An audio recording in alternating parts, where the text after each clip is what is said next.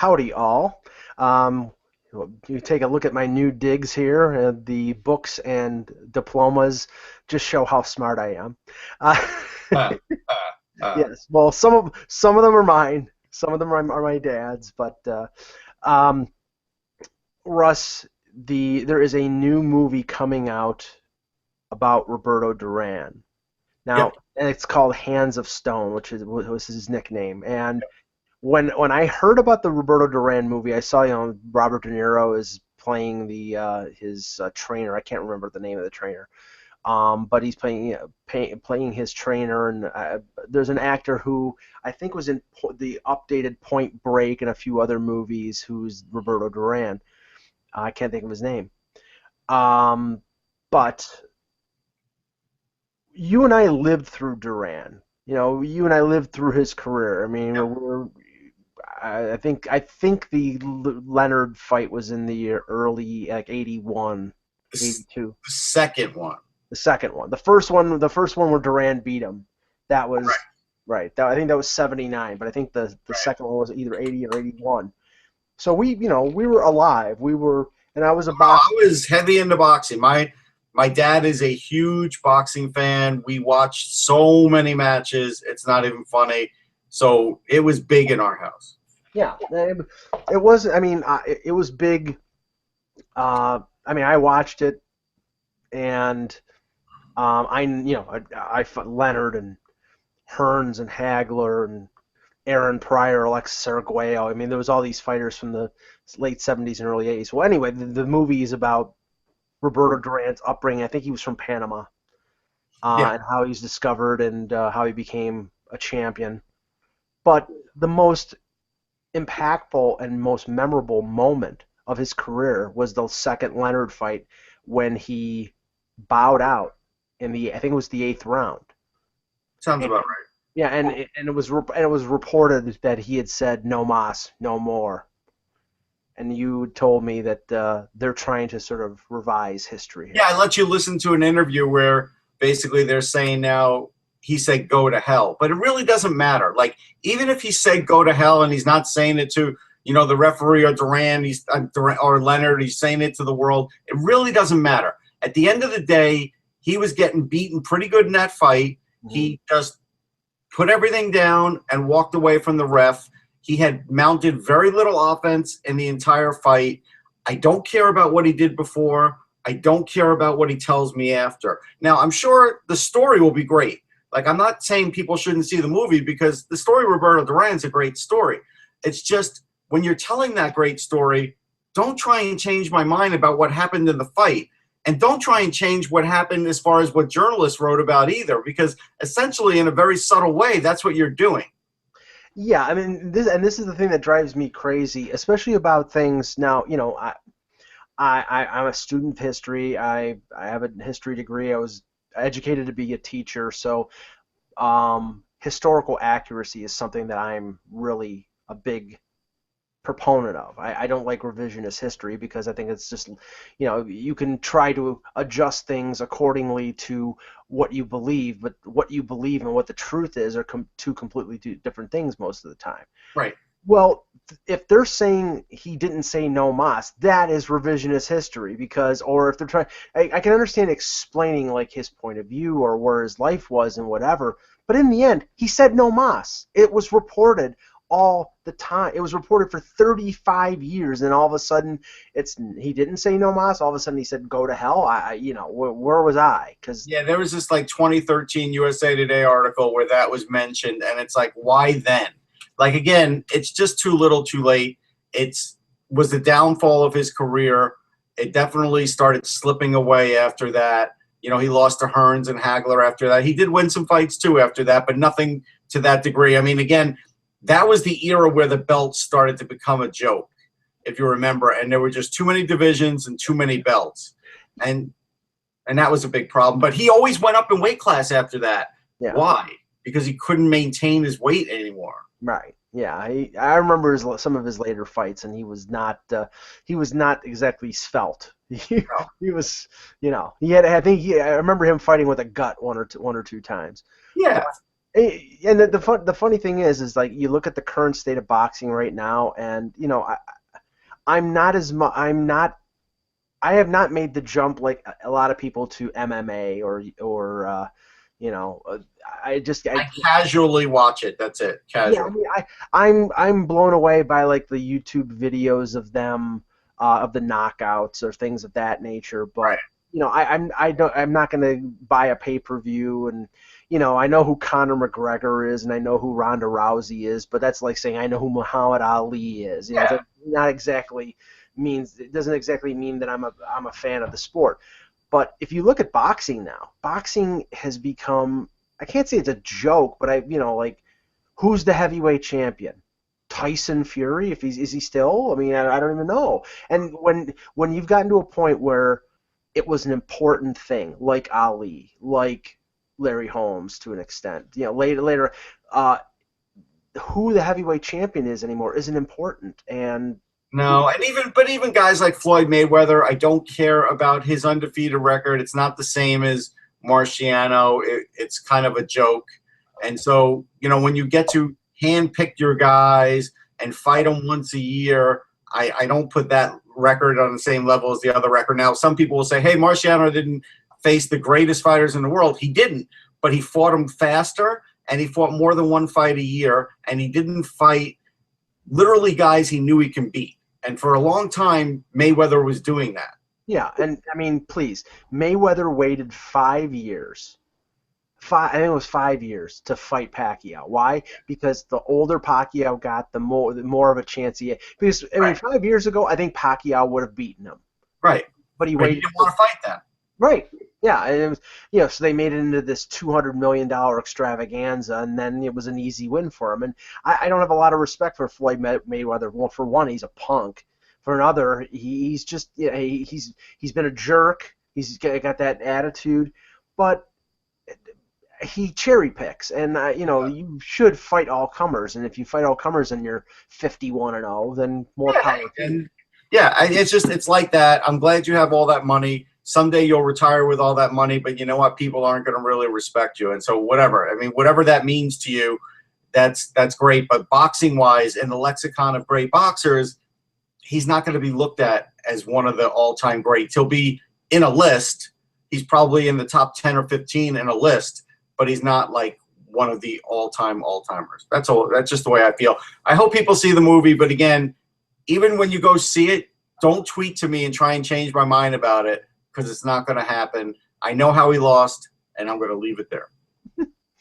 And I have to say, just one further thing, because I know a lot of people out there buy the MMA pay-per-views. Yeah. And I know that somebody and I went over to their house to watch the Mayweather Pacquiao pay-per-view. The last pay-per-view that I bought, and I think I was 14 years old when I did, and I had friends come over, was Larry Holmes and Jerry Cooney. Honestly, it's like that was like 81. A long time ago, man. Long time ago, and I think it was like $29.95, and now like now I think the pay-per-view for Mayweather Pacquiao was $100. I think. Yeah, it's like $100. Like, I don't even know who would pay it.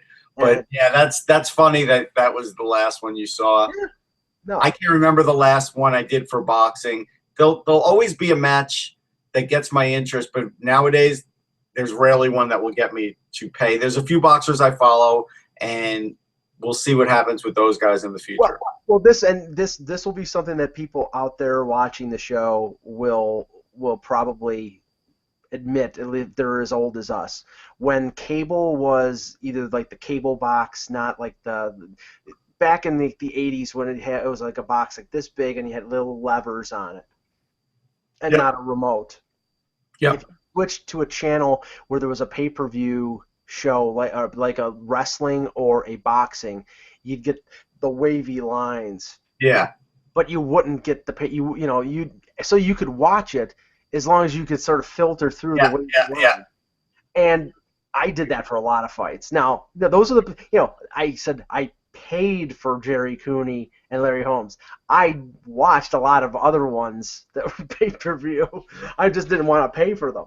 I hope the statute of limitations has passed on that. Yeah, well, hey, no, they were the ones who kept the signal wavy. But now it's like the channel. All it does is repeat the commercials over and over. Right.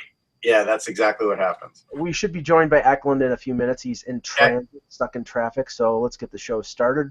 Okie doke. Hello, Hockey World. Today is Wednesday, August 24th, 2016. I'm Russ Cohen from Sportsology. And I'm Michael Agello, and this is the Hockeybuzzcast here on HockeyBuzz.com.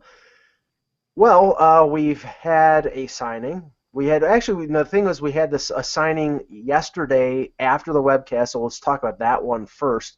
Defenseman Cody Ceci, who was an RFA coming off his entry level. Yeah, I think so.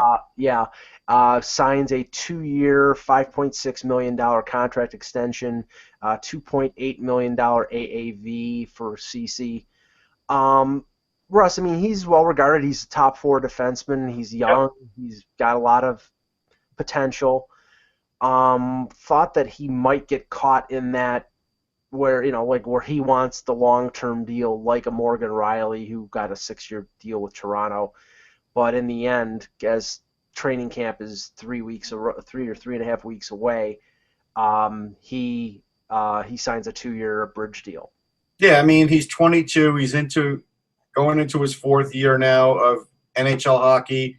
He had 26 points, 10 goals. He's a heck of a skater. He's a +9. Not the greatest team, so to be a +9 on that team, you were playing good defense. He's just like a notch below someone like Trouba, and I think the problem with Ottawa down the line is, even if he builds on this just a little bit, if he continues with like somewhere between 5 and 12 goals and gets 35, 40 points, by the time he's out of this deal, he'll be worth $5 million a year, no matter what.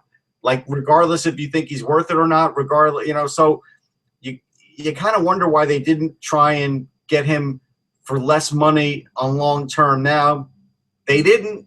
They're obviously a budget team. We've talked about that. And so we'll see how this sort of plays out for them. But they had to sign him. He wasn't going to hold out. It's a good signing. Well, this is the thing. If you look at the landscape of defensemen pre- and post-PK Subban, most of them have been locked up on long-term deals. Right. Because Montreal got so burned by that bridge deal. And if you remember, they offered him, or he was asking for 5 years, $25 million after his entry-level deal. Montreal played hardball, and they got him on a 2-year bridge deal, I think making about what CC's making now. I think it was 2.9. Yeah. And then the first year, Subban comes out and wins the Norris. And then after the second year, they go to arbitration, and then he comes out and he's making $9 million a year. He's like the highest paid defenseman in the NHL. That in the end really burned Montreal, because if you think about it, they could have saved $4 million on the cap for 3 more years if they would have taken the deal that Subban was looking for. Yeah, it's short-sighted. You have to look down the road now, and it's hard. I mean, I get if a team's got a budget, that's one thing. Montreal doesn't have a budget. So they could spend to the top of the cap. So for Montreal, that was a bad move. For Ottawa, I get the part about being on a budget, but the part that they are banking against now is 2 years from now, if he has a great year, they're going to have to pay some really solid money to him, and they probably would have at that point wished that they could have gotten him cheaper. So at this point, if you have a defenseman and you think he's going to be a top 4 guy in your future, you're better off just locking him up. Like, you're better off not even going with the bridge deal anymore, because 9 times out of 10, you're going to get burned. There's almost no opportunity where you're going to make out on this. Well, I mean, and we've seen that, and that's the thing. It's like you're talking about, I mean, go back a year or two. Oscar Klefbom, less than 80 games played in his professional career. He gets, I believe it was a 6-year deal at $4.16 million per year. Adam Larson played as a rookie, then had difficulty the next year or two, then has a decent year. He gets signed, 6-year extension, about the same amount. Everybody Everybody is getting that long-term deal on defense. Why? Because They are. defense, yeah, and and that's the thing. That's why I mean, okay, great. I mean, we know that Ottawa and as much as Ottawa will want to proclaim that they're not a fiscally conservative organization, they are. They They've are. been. I mean, you look at the Zabinajad trade, you look at the Broussard deal. If you look at that deal closely, Well, even Shane Prince. I mean, Shane Prince wasn't playing a lot for him, but they also obviously didn't have him in the future plans either, and probably realized if he had a good year, he was going to start commanding a salary, and they traded him before that happened. Now the Islanders got a heck of a player. I mean, that's just, it's where it hurts a budget team. It hurts you on your depth. Now, luckily, they've drafted fairly well. I had a conversation with someone this morning where I guess they've taken some heat because they did have one sort of dead draft from 2011 to now. But otherwise, they've been pretty good. If you think about it, they've moved through a lot of guys. Some of their later crop has taken a little while. Colin White's not going to be one of them. And so they're still going to be okay. But, it boils down to this. In the NFL now, if you draft a quarterback, you're going to have to pay for that quarterback. It's not like the Sam Bradford times where you're paying them a slotted amount and they're getting crazy money. But you know that you're down the line, you are going to have to pay this guy, and it's not going to be long. If you now draft a top offensive defenseman or someone who you believe, even if you draft him in the 5th round, you believe is going to be a top offensive defenseman, then guess what? Minimum you're going to pay him in like 3 years is $5 million. If you sign him to a long-term deal. If you don't, then you can get it to go a little longer. Then you can go, 5 years, right? Because the 3 are entry level and another 2 on the bridge deal. Right. You go 5 years, but by the time you go 5 years, it might be up to $7 million, depending on how much offense that guy puts out. And so that's where I think teams have to kind of guess that now when they're drafting a player. Yeah, and right now they have CC paired with Phaneuf and Mathot paired with Carlson. Imagine if they switched the pairings around and put CC with Carlson, and he gets all these secondary points. And Carlson, he had a ridiculous year last year. Imagine if CC gets 45 to 50 points on this bridge deal. He could make $5.5 million easy. And that's the position that Ottawa puts themselves in with the conservative, with their conservative nature. I mean, like I was saying before, the Zabinajad Broussard deal that they made, they waited until after Broussard's signing bonus was paid. The last 2 years of his contract are less money than the cap hit, and then Zabinajad is an RFA at the end of next year, so he's due for a raise. So that deal was not only the fact that Broussard played for Guy Boucher, it was money pure and simple.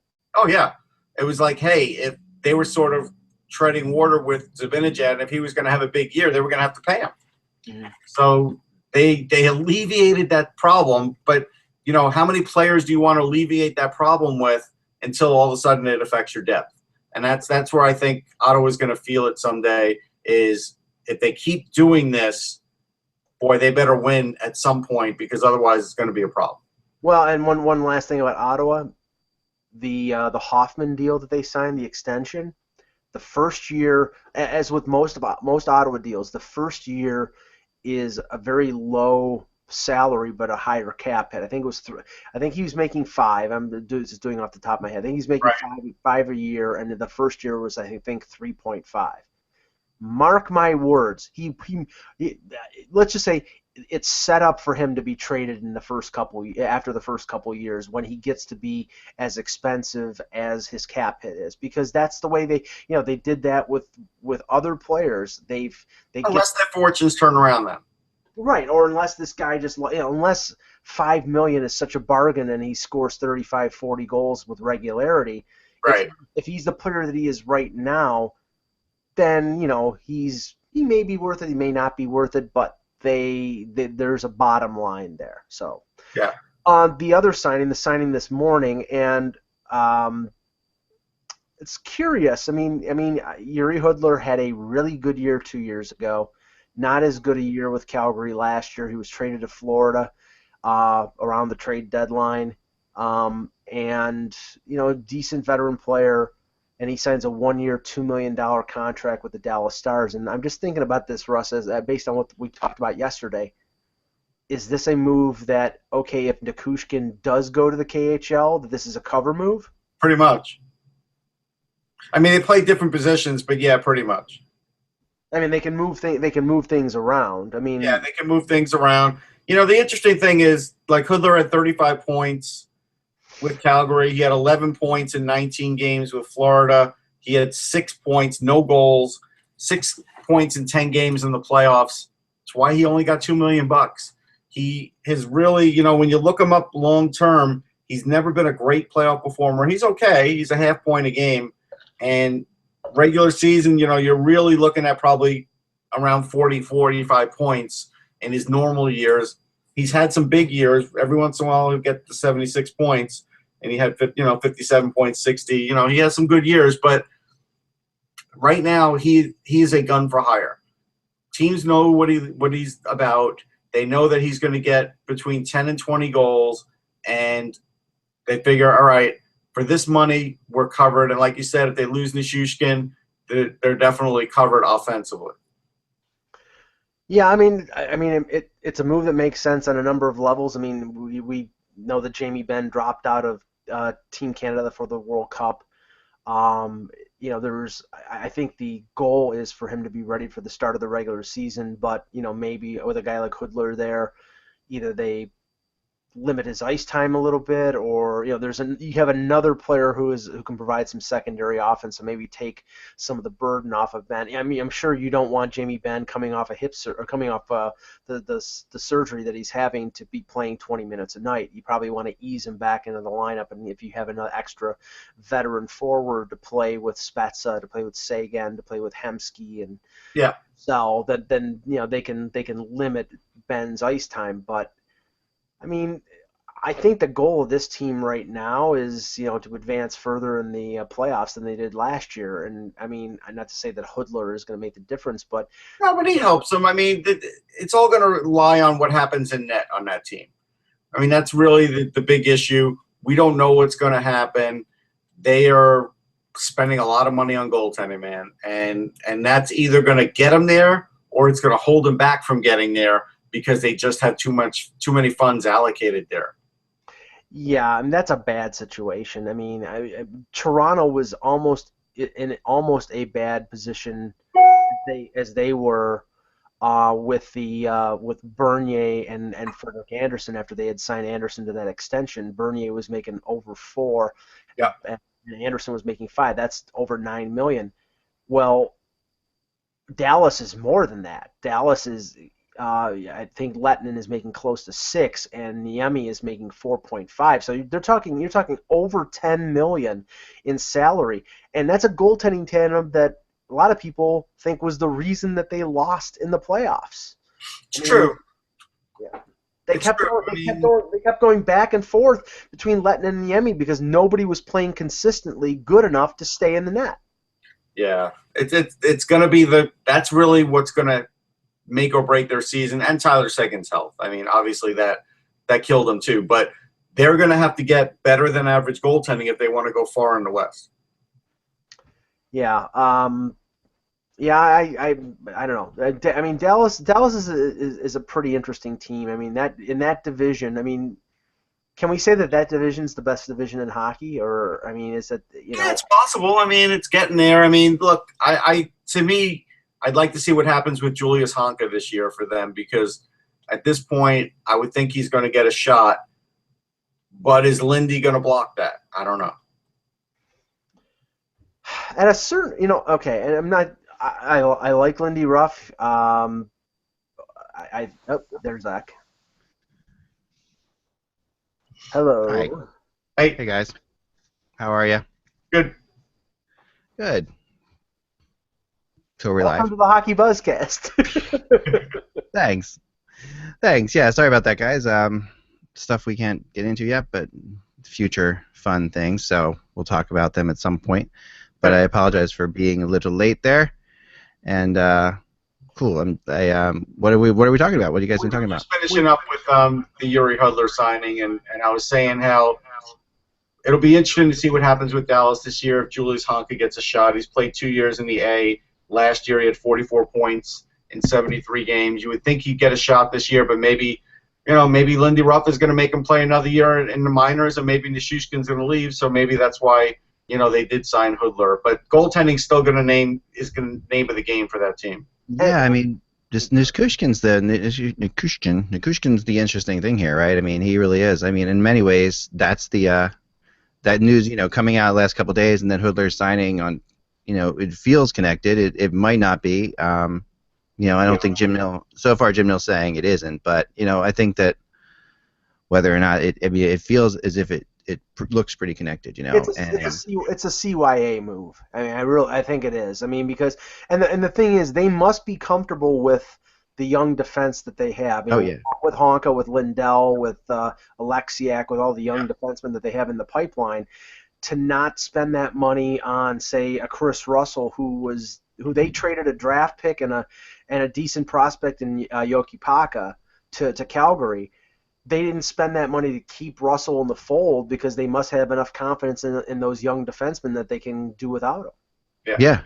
No, I think so too. And I mean, Dallas's defense is better than people give it credit for, I think, in a similar way that the Flyers' defense is better than people give it credit for at times. I mean, both those teams are similar in that they really are, they're scoring teams that can definitely score, and their defense is young. But you saw what Gossipier did to the Flyers. It's just a little bit of adjustment now. I mean, losing Goligoski is a big deal for them. And that's the big question mark, right? So, I mean, did they replace that really? And, they got from Vancouver. Hammonds. Right, Hammonds. Did they replace? Is that replace Goligoski? Kind of. I mean, it's pretty similar, I guess. I'd rather have Goligoski, I think, but it's not like it's replace him with somebody who's pretty efficient. Well, let's just say right now, I think the pressure to produce offense is much higher on John Klingberg than it ever has been. I mean, because Hammonds, even if he's successful, and I think it was a 2-year contract, but 2 years, it's structured basically if he's done, like if he can't play, if he's that the salary at the end of the for the second year is significantly less than the first year. It's a front-loaded deal, so if they have to buy him out, they have to buy him out if he can't play anymore. But he's not going to produce offense. He's not going to be an offensive catalyst. I mean, no, he's not. And you're hoping that guys like Honka can score. I think they can, right? I mean, I think the defense. I think defense on Tampa. I mean, I'm sorry, on Dallas. I always get them confused with the defenses for some reason. I don't know why. But I think Dallas's defense is very much more offensive than not. Like for the most part. I mean, their players. It's not like you're looking at a bunch of stay-at-home guys there. You're looking at a bunch of guys who, I mean, they can move the puck and and that team scores. Obviously, Dallas scored more goals than anybody else in the NHL last year. Mm-hmm. They are, they're the toughest. They're the number one offensive team. A lot of that, Jamie Benn's going to be okay. He's going to be healthy. He's going to be ready for the season. So that's a big deal. But and they did that last year with injuries. So, I mean, goaltending is it for Dallas, right? So I don't really think it's defense as much as it is goaltending. They still were, even though they let up all those goals, they still were, I think, plus 30 something or plus 40 in goal differential. I mean, even though that's just how good they were offensively. I mean, I think they were 22nd or 23rd in the league in team defense and first in team offense. So it's like one of those things that really shows through. Well, I mean, that the confidence, I mean, at least outwardly, not within the organization, because Jim Nill has, I believe, said over the summer that he wasn't going to tinker with his goaltending, probably because, I mean, if I look at that goaltending and then you have Niemi making 4 or 5 and you have Lettinen making close to 6, and I wouldn't want either one of them on my team because I think they're just vastly overpaid. But when Ben Bishop's name came up, all the rumors said Dallas, and that and I think that's coming too. I don't maybe not this year, but that seems inevitable. I mean, either him or Marc-Andre Fleury seem inevitable to end up in Dallas. They will pick up one of these guys. It's just a matter of, will Pittsburgh pull the trigger in the middle of the season and send Marc-Andre Fleury there, thinking that they're going to lose him anyway in the next year? If Matt Murray plays well enough, then they feel like they can do that. They might. That's what I was told. But they're still not sure that Matt Murray's still a second-year goalie, so Yeah. Pittsburgh's lucky because Yeah. Matt Murray's playing in the World Cup. They'll sort of get a glimpse they will. what he might do into this season without having to wait for like a month or two into the season. So they get a break on that. Yeah. Yeah, no, I agree with that. I had an interesting thing to bring up here. I was talking to some fans on Twitter a couple nights ago, and then actually in our chat room as well. And when we talked about Logan Couture being named to the team, we sort of brushed over a little bit on Canada, and not a big deal. I mean, obviously Logan Couture is a great player. He's done good things. He's solid. But a lot of people brought up the point that they believe that Wayne Simmons might have been the better pick for this spot. No way. All right, I kind of thought there were some interesting arguments behind it. I mean, Wayne had more goals last year, right, than Couture. He is, I think, one of the best guys along the boards in the NHL. We've talked about it before. He brings a different kind of player, maybe. But he spends a lot more time in the penalty box. He does. But we know Mike Babcock has no patience for guys who are undisciplined. Right. yeah, and I don't think Wayne Simmons, won it. I don't think that Wayne Simmons was upset or expected to make it. But I think that last year he was good enough to be in the conversation for this thing. Yes, but I think. Look, watching him, knowing him, I like the guy a lot. I think the world of him. But when you're in a short tournament, you can't have dumb penalties derailing you, or you can't let your passion lead you to the penalty box. And that does happen with him during the course of a hockey season. And if it happens in 2 or 3 games in a row, it could really hurt Team Canada. And so Couture doesn't do that. And Couture scores just as much as Simmons does. To me, Simmons does score dirtier goals, but Couture is a higher skill guy. He is. And Couture had a fantastic playoff.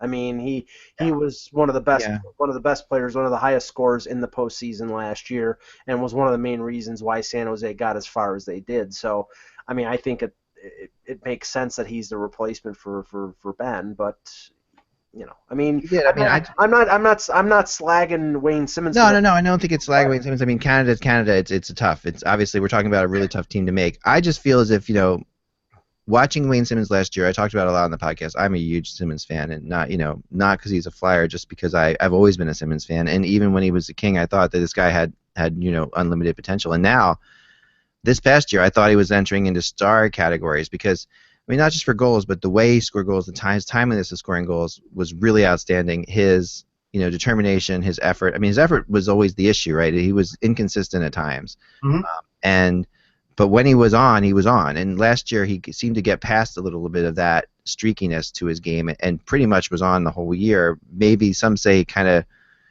didn't play as well in the playoffs, but he got hurt, if you remember right. He got really hurt in the playoffs, and he was, didn't he get suspended for a game too? I'm trying to remember the whole playoff thing. I think there was something. I forget what it was exactly. He got suspended. I don't remember that. Yeah, he did something. He was involved in some pretty illegal hit in the playoff series. I think it was reviewed, but maybe not suspended. Yeah, I think that's what happened. But but I think, and you're right. I mean, and that points to your point, obviously, that that Simmons is a little bit of a wild card there. I just think that Wayne Simmons is on the verge of becoming a much better player than people realize, and perhaps a better player than Logan Couture can at times. I mean, Couture is a great player too, and I'm not taking anything away from him, but I think that it's a tough call. I mean, if on any other team, on Team USA, would Simmons be a guy you would go to before you went to who's the guy they replaced from New Jersey? I can't think of his name right now. Kyle Palmieri. I mean, well, yeah. The dispute between Kessel and Palmieri is right. But would you go with Simmons over Palmieri if all things were equal? Yeah, probably. But that's probably unfair. I think, to me, if I still had to choose a player between Wayne Simmons and Logan Couture, and I was picking a team, I would still take Logan Couture. Yeah, I mean, age-wise, aren't they about the same? They are pretty close. Couture might be a year or two younger. The difference is, to me, Simmons has to get his goals in the dirty areas, and at some point they're going to slow down. Couture has got a way better shot. And Couture's a more skilled player, yeah. Yeah. I think I don't know when Wayne Simmons' engine is going to slow down. Right. That's the problem. When you play that kind of game, eventually it catches up with you. Yeah, once you start to lose a step, then. No, that's true, and he's an energy guy. But he seems to be in incredible shape. I mean, he really didn't show any signs the last couple of years of it, at least. Well, I mean, Power-wise, I think there are, power forwards is something maybe that Team Canada is lacking to a degree, which Simmons is. They really, like you say, dirty goals and stuff like that, driving to the net. There aren't that many guys on Team Canada that can do that as well as Simmons can do it. So but they are skilled. They're a skilled team. They're going to score their skilled goals again. So that's the question. Is, do you need both in this series, in this kind of series? I guess. Well, the replacement of Ben with Couture. I mean, you're talking about where Canada is strongest, and there was a note this morning that Hampus Lindholm is replacing Nicholas Kronwall on the. They are the same age, by the way, just so you know. They are the same age. I felt like they were the same age. And you're talking about the strength of the Swedes on the blue line, and Kronwall is well known for being a hitting defenseman, a guy who makes you keep your head up. It's starting to get a little long in the tooth. Some injuries starting to pile up on him, but they replace him with Lindholm. This is a country that John Klingberg, who we were just talking about, can't even make the national team. I mean, they replace Kronwall with Lindholm, and Lindholm is very deserving. But I think it's an upgrade. I really do. I think Kronwall, unless he's able to really crush guys in this series, I would rather have Lindholm because he's a better skater. And I think he has a chance of making more plays. I don't think, I just think Kronwall in this tournament was going to be iffy anyhow. Yeah, I mean, and this is a little bit of Sweden, being afraid to play younger players, but and which we've seen in the past. So I'm not super surprised, but I think it is an upgrade. I think it might be a situation where they end up being better off because despite themselves here, to a degree.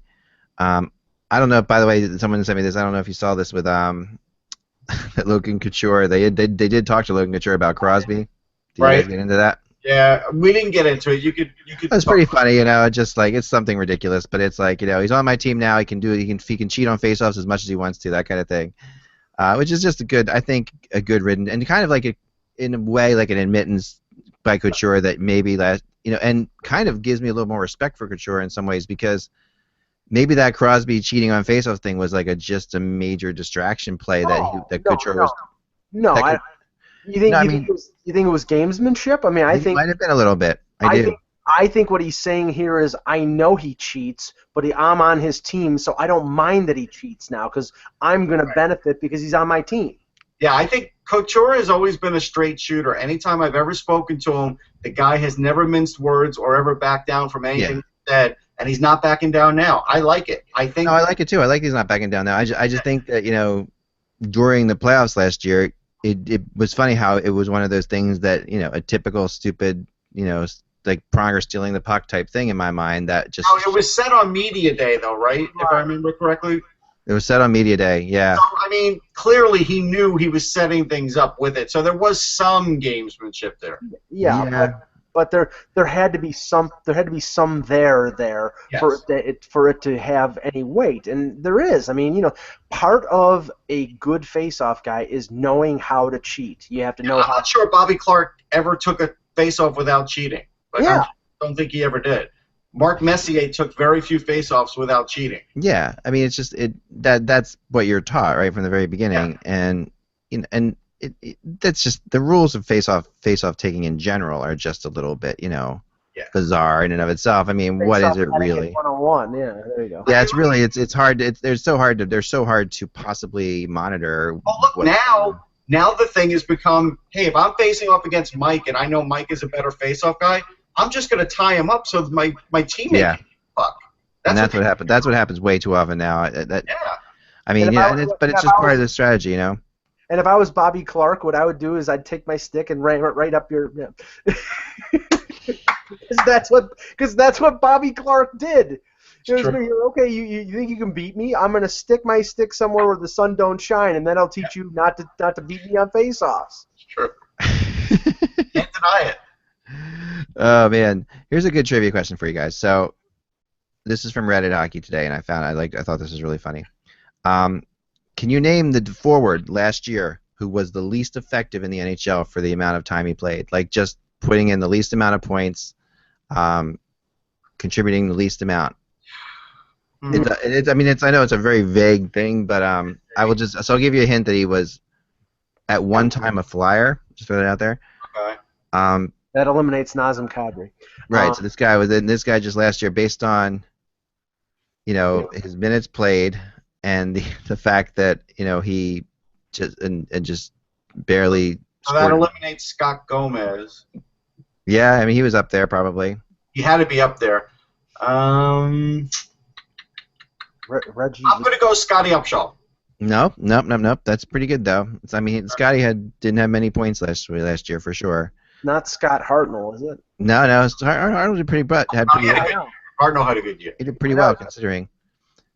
Now this guy was traded for. Mike Richards. No. That's actually worse than Mike Richards, which is really funny. That's hard. That's hard to do. But the thing is, Richards didn't play a full season. Yes. Right. This guy played a lot last year. I'm trying to find his exact numbers, but how they claim this exactly. But it's not. I give up. No, Zach Ronaldo. There you go. Oh, there you go.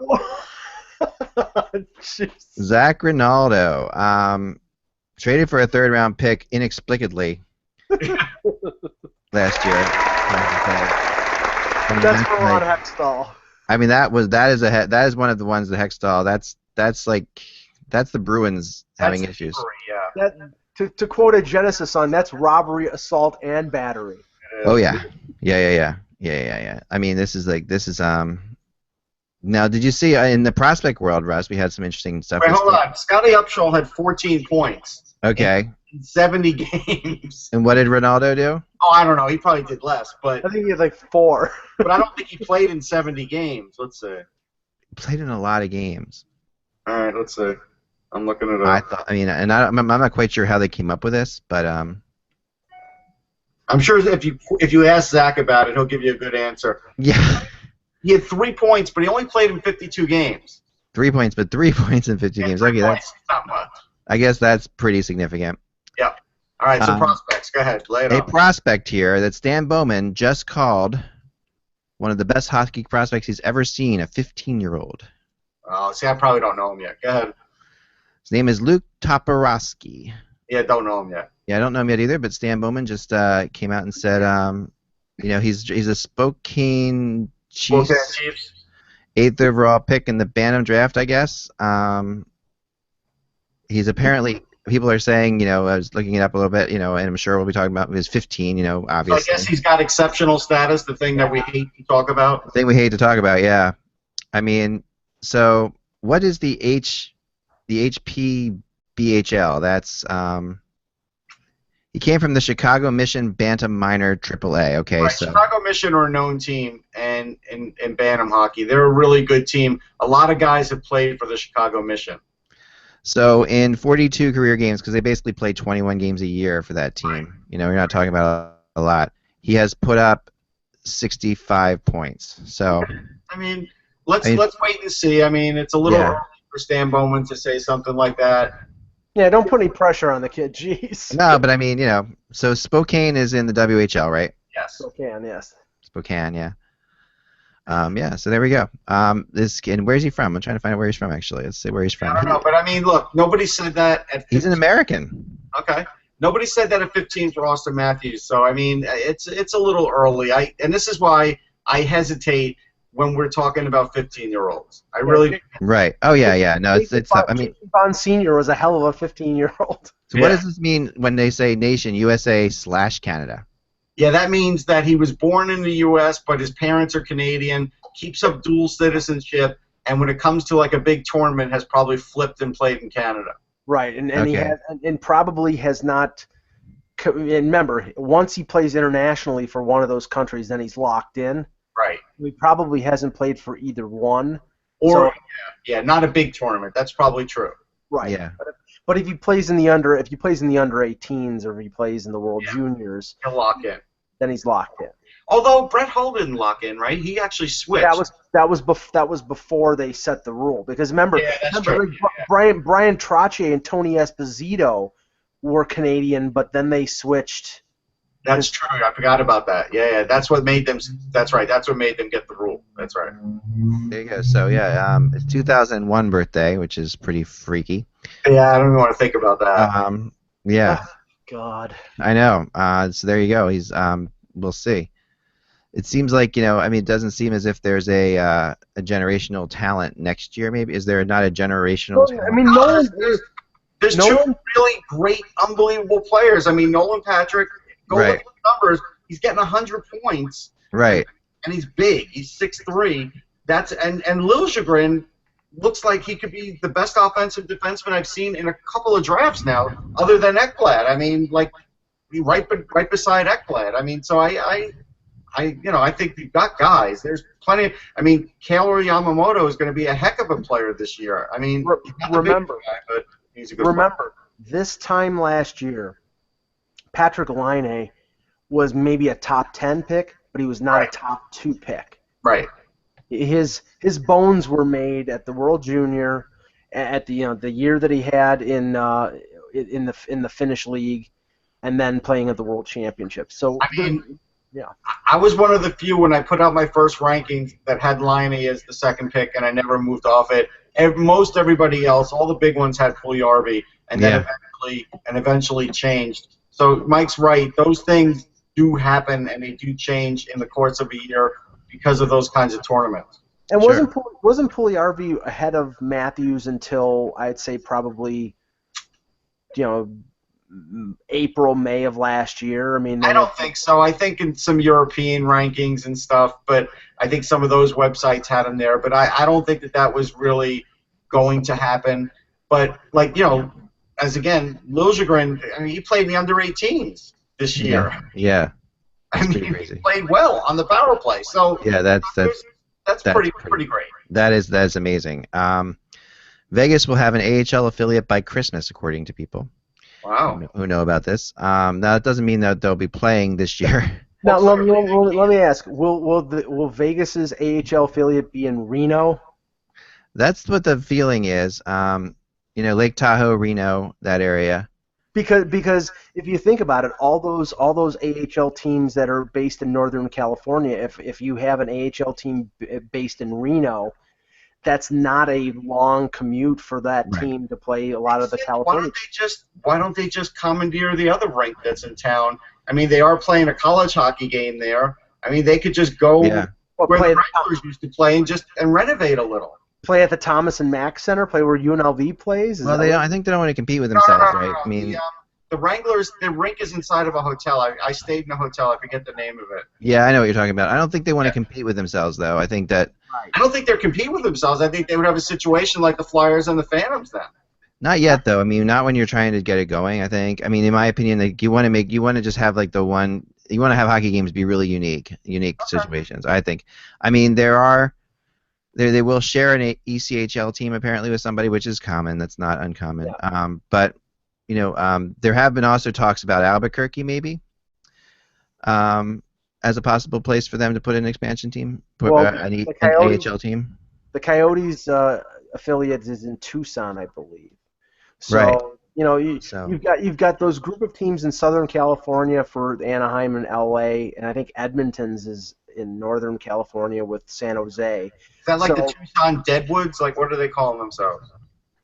Yeah, what would that be? Or the Albuquerque hot air balloons? I mean, I'm trying to think of what you would possibly have out there. What's the Tucson name? I don't even know the name of the Tucson team. The Tucson Tombstones? I don't know. I'm looking it up. I think the Reno, if you've ever been to Reno or Tahoe, it's so friggin' beautiful there. That would be, I can imagine, like, an ice rink in Tahoe would make all the sense in the world to me. Like that, because you have a big... Oh, the Roadrunners, that's right. They re-upped. Oh, right, yeah, that's right. The Roadrunners, that's right, because that was a whole big thing about the because there was some talk about the Vegas team being the Roadrunners. Right. Yeah, what's the Vegas team's name again? Oh, never mind. Yeah, right. It's the Space Hawks, I think. I'm not sure. It's the I don't know. No, but I think that I mean, gosh, the perfect thing. Like I know a lot of people who live in Northern California who vacation in Tahoe all year long and basically have like a ski house and they drive up there for the weekends and that's what they do. And my wife did that for a while too. And it's a really when she lived out there, it's a really popular thing to do. It's about a 4-hour drive from San Francisco, and but it's stunningly beautiful. And I can imagine, and there's a lot of hockey fans there. So if people are up there, during the ski season, which is long, they have a long ski season up there. If you're up there, during the ski season, why not have Saturday night games and Friday night games up there? You would definitely be able to pull people in. You could have an outdoor game all the time because I know. You imagine how beautiful it would be, though. It really would be nice. I mean, they don't need a big arena, but I mean that's it would be kind of cool to see it in Albuquerque, to see to have a team in New Mexico. But I don't. Have we ever had a team play in Albuquerque? I don't think there's ever been a pro sports team in New Mexico. I don't think so. Of any kind that I can think of, yeah. Well, I think the Dodgers had a AA team. Oh, maybe, yeah. I think you're right. Albuquerque was a baseball team. AA or AAA, yeah. Yeah, you're right. Yeah, so I mean, there's some, that would be, I think that'd be fun. That would be interesting. I do agree with that. There's a funny thing that I saw today. Well, actually, we talked about Proust yesterday, and the Leafs. He came out and said how much he wants to play for the Leafs. He just wants to play. Right, I know. Yeah, and the funny thing was, I saw in some of the comments on my blog about tryout that this is an overture for to add to the toughness of the Leafs, and I think that's the only thing that gives Prust a chance to make them, is the fact that Babcock was very adamant at the end of the season that he wanted his young players to not be fearful of the other team and to have some toughness that can respond. And you have to have guys who are more suited to being antagonists, like Komarov and Kadri, having to actually fight the physical battles and get involved physically when that's not really their role. Their role is more attuned to being pests. So if getting Pims was great. He went from having 160, 156, 110, but those days are over. So last year he played 35 games and he had 7 points. They shipped him to the AHL and he only had 7 points in 9 games. Like, that's getting pretty marginal for him. Right, but we're talking about Prust essentially being the replacement for a guy like Rich Clune, and Rich Clune signed an AHL contract. And one of the other things that people were saying was, maybe Prust will take an AHL contract. Look, and I don't know Brandon Prust. I did hear the interview that Eck was. Oh, he's a good guy. I think he might. He's a good guy. But I don't think that he's going for a tryout to get an AHL deal. No, that's not the end result. No. This is NHL, or I'm going someplace else to see if I can get an NHL deal, and if not, then maybe my career is over with. I don't think he's going to end up with the Toronto Marlies. Surprised Columbus hasn't called on him. Yeah, I mean, they need. Why not, right? I mean, he had 13 goals for John Tortorella. That was a while ago. I mean, it was a while ago. I mean, that's 13 more than David Clarkson will score this year. I mean, he's a popular player among players. Players love him because he goes out there and he deflects a lot and he gets a lot of attention on himself. But I haven't liked what he's turned into as a player, and I just think he can't get any faster. And so, again, I look at, and it's not anything against him, but those players in those roles, I don't even want to see him in the NHL. I know that sounds mean, but it's just, I'd rather see a younger kid who could skate, who can give me some offense, rather than a guy that you're going to worry about having with Prust, where if Babcock decides, hey, we're 4 goals behind this game, and we're not looking like a playoff team, let me just send Prust out there, because what the hell. Well, Russ, the dilemma is... Is that so far-fetched? No, it's not. But the dilemma is right now, if you look at how many rookies will make the Leafs roster, combined forward and defense, it could be 7 or 8. And that's too much. I mean, you have to have veterans, you have to have guys who are role players. Again, if anybody thinks they need to have someone protect Austin Matthews, you're crazy. No. That is the thing. Not Austin Matthews, maybe not Austin Matthews, but maybe Mitch Marner, maybe William Nylander, maybe some of the other players who played with the Marlies last year. And that's one of the things. You had a guy like Rich Clune, you had other veteran players on the Marlies who, if you messed with anybody, they were going to... JVR is a fairly big guy. If he's going to be on a line with Mitch Marner, let's say, then you know what? Then JVR is going to have to help him out. But that's not JVR's game. He's a 6'4". Doesn't have to be his game, but he can at least push somebody if they're picking on his line mate. That's not Yeah, a big he's a deal. little bit. I mean, he's not as soft as people make him out to No, be. he's No, I'm not saying he's soft, because if you remember what he did in the playoffs a few years ago Yeah. against Boston, he stood up for himself, but Yeah. he's not going to go out of his way to be physical. But that's what I'd rather do. I'd rather lean on him to do that. And if Brandon Prust is going to take a spot, forget about Rich Clune. Like, if I'm trying to get better as the Leafs, then maybe Brandon Prust is going to take Connor Brown's spot in the end result. And, you know, who would you rather have in a lineup? Well, I think a guy like Connor Brown is probably going to split time between the Marlies and the Leafs this year. That, you know, once they start moving out veteran guys like Mahalik, like Greening, like Brooks Lake, then you'll have some of the young guys come up. But I think it'll be after another half year in the AHL if they don't make the team out of training camp. Okay. Yeah, I mean, I think it's possible. I still really want to see what happens with Mitch Marner. He's the one I'm really interested. I mean, I think that he's going to be an interesting one to follow in camp, just to how that plays I mean, out. that's going to be the main story that I'm going to be following, because I mean, Mitch Marner and Provorov had the same story, right? It's NHL or bust, and so there'll be a lot of coverage for those two guys. Yeah. they're going to get they're going to get the 9 games at least, and Yeah. then the decision comes. Now I have heard people suggest that what's going to happen with Marner is he'll play a half a season with the Leafs. He'll then go to the World Junior and then go back to London for the second half of the season. And the only thing that does, if he plays less than 40 games, is it doesn't count as a year towards unrestricted free agency, but it burns a year of his entry-level deal. I don't know whether – I mean, to me, that's a waste. If he's ready, he's ready. Right. It's like – but, you know, so if it's after 9 games you don't know, I think discretion is the better part of valor, and you send him back to the OHL and let him play. I don't know. I mean, that's a unique situation they're in there. I mean, the Leafs are in a unique situation right now because they have all this, you know, future cap space type issues, non-issues, which allows them to perhaps do that and play But if Marner. you're not physically strong enough, you're not going to leave him up, and that's what you'll find out in 9 games. Right, and I've said this on previous webcasts. One of the situations right now is that they have Nylander. They burn the first year of his entry level. He becomes an RFA at the end of next season. Matthews becomes an RFA in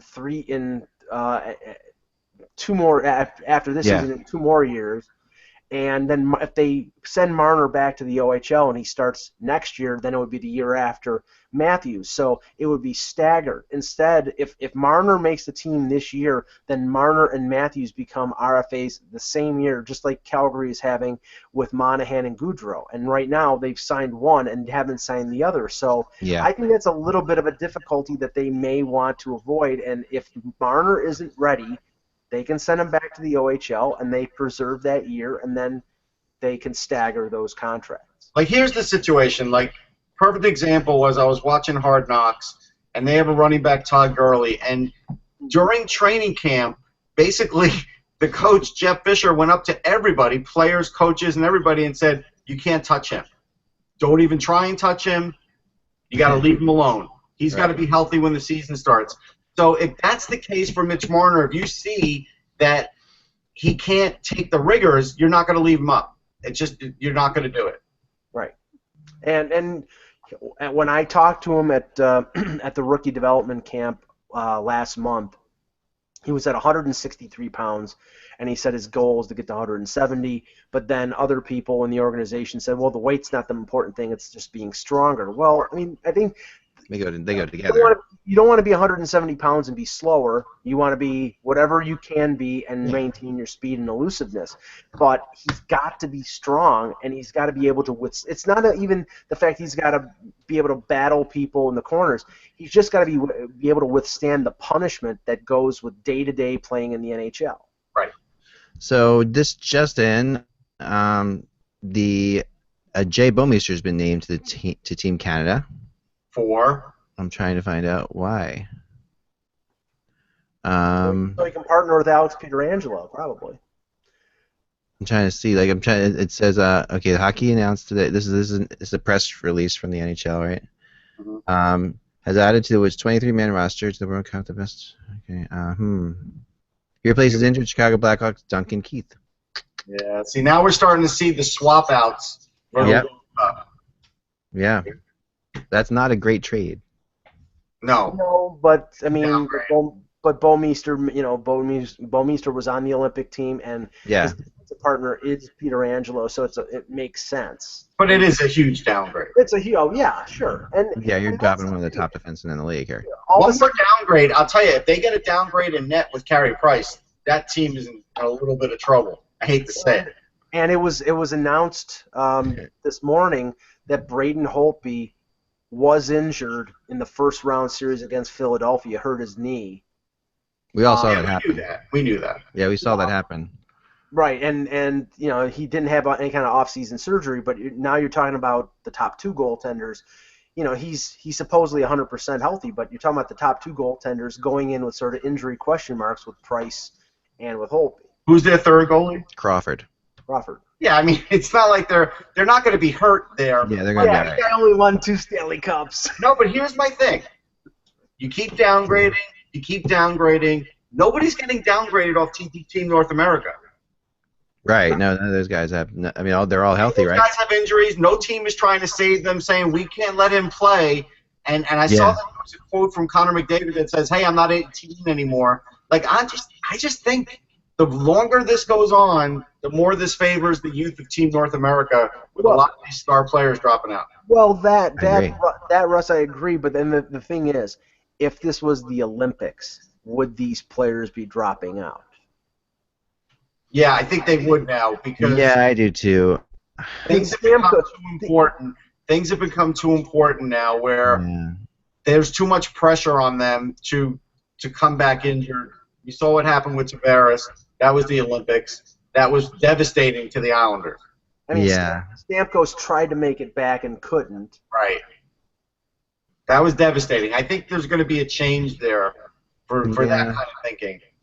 I mean, I don't get the sense that anyone wants to not participate in the World Cup of hockey. Like No. Like That's not- I really don't like. I was worried about that a little bit when it first started. I was thinking, okay, maybe there's some people who look at it like an all-star game-ish type situation, but I haven't really gotten that sense at all. Like I'm talking to players, they're all really fired up about it. They're all working hard. I mean, a lot of them are low. There's a definite difference, and I'm going to get into this when I get into my preview. From talking to some players about who has worked out differently because of it, and who hasn't. Like, some players who work out, they consistently throughout the year, and they're just doing their thing, and they're like, oh, we're not doing anything different. And then there are some players who have really intensified their workouts going into it. I've talked to, and I'm going to be very curious to see who does better. Like, will there be an uptick for the players who picked it up, and realize that they're stepping into not a preseason split season game in Trenton, New Jersey. They're coming into a split team, not a split team game. I mean. Right. They're stepping into playing with the best players in the world, and they realize they've got to come in a lot better condition than they normally would. I'd like to know, who at 35 years of age has stepped up their workout plan instead of saying, all right, I'm just going to go status quo. Yeah. I mean, that's the older players especially that is going to be very curious on, What I'm waiting for, based on his performance in the All-Star game last year, is when John Scott gets named to Team Canada. Yeah, that's when this will officially jump its shark, so it hasn't done that yet. We're not there No, yet. there's still plenty of players, but we do see some big names dropping out. And it is because, yes, they do have something wrong with them, but it is also because their teams are like, we can't afford to lose you. Right. Well, this is a big day for the Blues, too, because also, the last thing we'll talk about here is that Peter Angelo was named captain of their team. Did you guys discuss this before I got in there? Unofficial. John Shannon. Unofficial, right? Yeah, John Shannon. Okay, I also heard it from somebody out there too. So Okay. I think it's happening. Oh, yeah. I really Yeah. I think this is a great pick. This is a great selection. And there were some people there that were saying, okay, Tarasenko and da da da da. I mean, the one that made a lot of sense would have been Alex Steen. Alex Steen. Yes. I mean, he's a very good player, and I know from Teammates think a lot of them. right from his days in Toronto. I mean, I remember when he was a young player, a lot of people were saying this kid has the makings of a captain when he's a little older. Who did they get for him when they traded him? Oh God, It was not a good move. Sorry, I didn't mean to Carl bring it up. Koliakovo and Alex Steen for Lee Stempniak, and that trade was made two days before Brian Burke took over as GM. So Cliff Fletcher, on his way out the door, decided he was How going is he allowed to do that? Hey, How Brian is that? Burke hadn't been hired yet, so Right. But how would a team know? I mean, you have to know that the guy's going to be out in a couple days. No.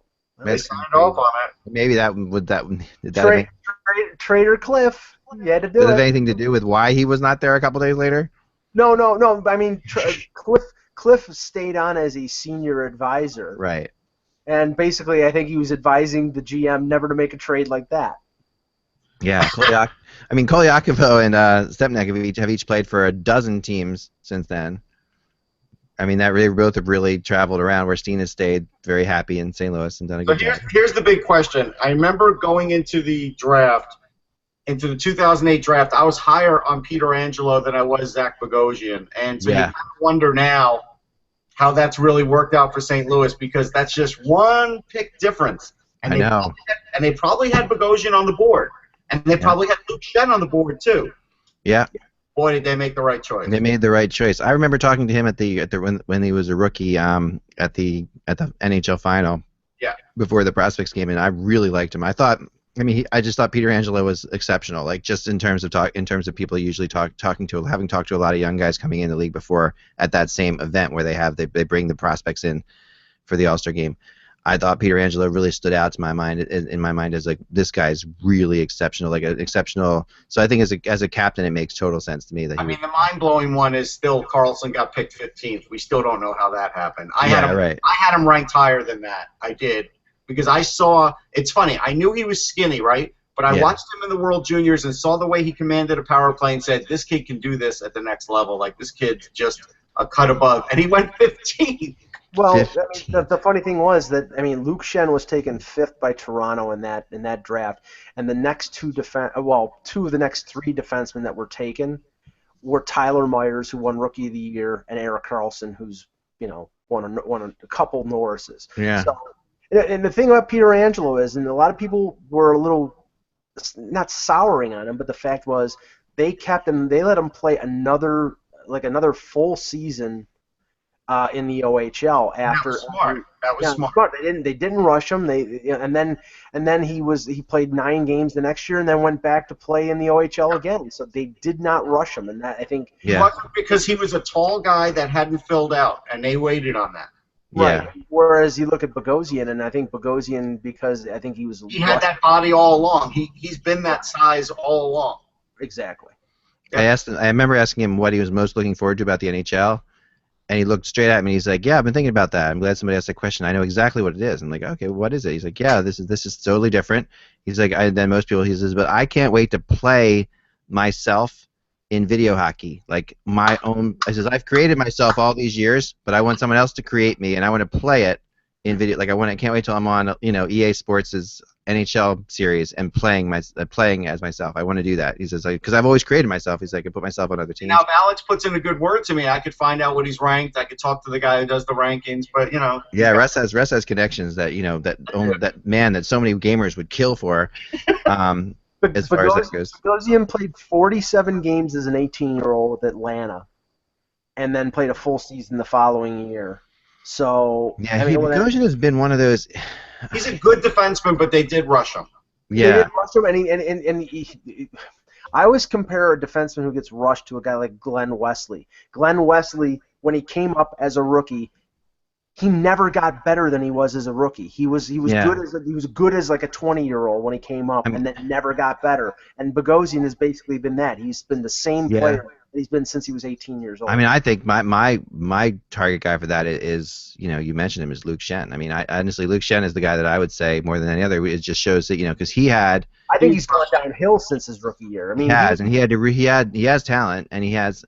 I still believe in Luke Shen. That somehow Luke Shen could turn into a real solid top 4 player. But I don't know. I don't think that anymore. I think he's a bottom pair defenseman, but he's a good bottom pair defenseman. He can kick you 5 or 6 goals. He definitely has figured out how to minimize his mistakes on the ice. Right. That's what kept him in the league. But he was rushed.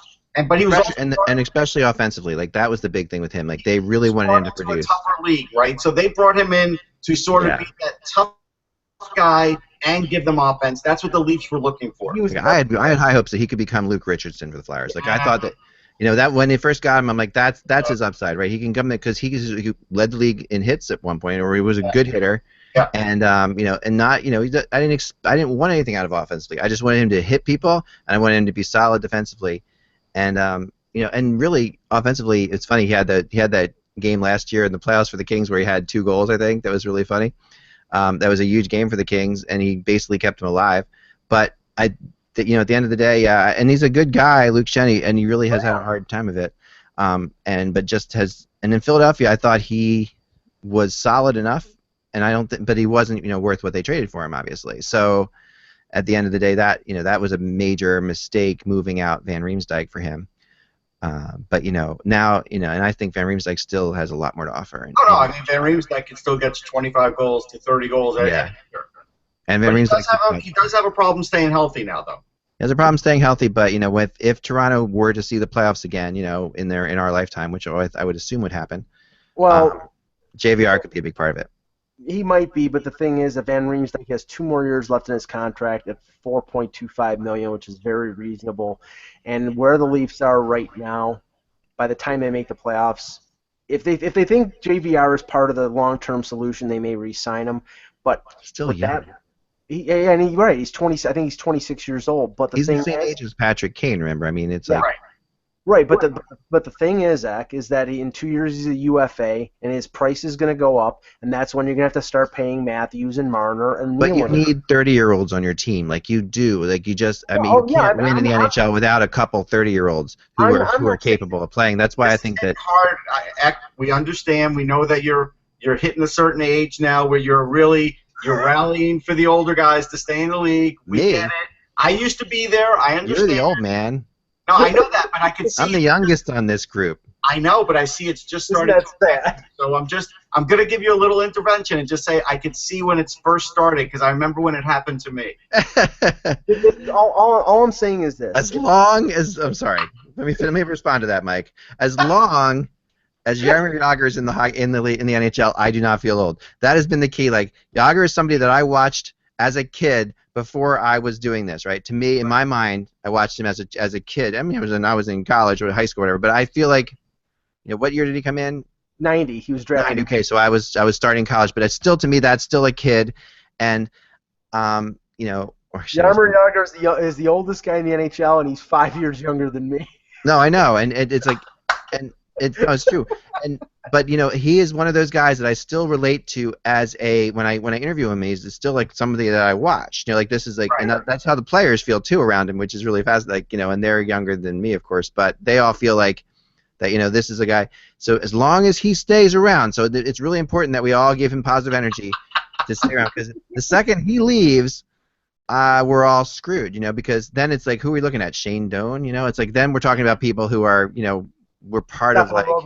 Oh, that's right. He's not. He's no. But yeah, that's Last thing on Van Riemsdyk, he's got 2 years left. I'm pretty sure that he's either going to play with Kadri or play with Austin Matthews this year, and he could very well have a big offensive year. Yeah, I do. I agree. If he does, with another year left in his contract at $4.25 million, they could get a king's ransom for him if their plan is not to re-sign him. If they like him and they want to bring him back, then you're talking about probably a $6 million a year player. But that reasonable salary and the fact that he's got a year left next summer, or maybe even at the deadline, is going to be tempting for Lou Lamoriello to say, okay, what will you give me for him? And they're not going to expect draft picks back. That's the type of guy who you trade to. You got to make a real trade for him. But at the end of the day, that's the kind of guy you really want to keep. I think. I mean, there aren't that many players that I think on that team right now that you want to be for sure around.